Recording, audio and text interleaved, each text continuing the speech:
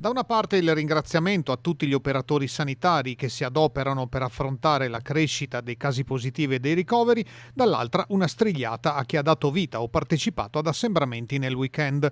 Il tono odierno di Luca Zaia è preoccupato e perentorio. Sono imbarazzanti le foto che hanno girato per questo fine settimana di piazze strapiene, mi spiace parlare così, di piazze di città, del Nevegal, di altri centri, dove comunque si vive come non ci fosse un domani. E io penso che sia grave quello che sta accadendo. E penso che bisogna avere rispetto per le persone che soffrono e stanno male e per gli operatori che rischiano la propria vita per poter venirne fuori.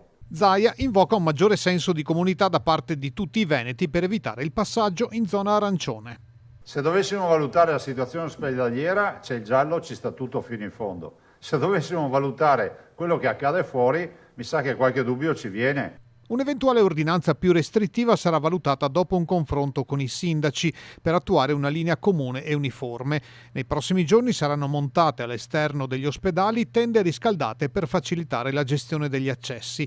Nel frattempo la Regione ha reso noto che tra pazienti Covid e ordinari le terapie intensive in uso sono poco più di 500, circa metà della capienza massima. In più al Ministero saranno comunicati anche i dati relativi ai tamponi rapidi finora non considerati.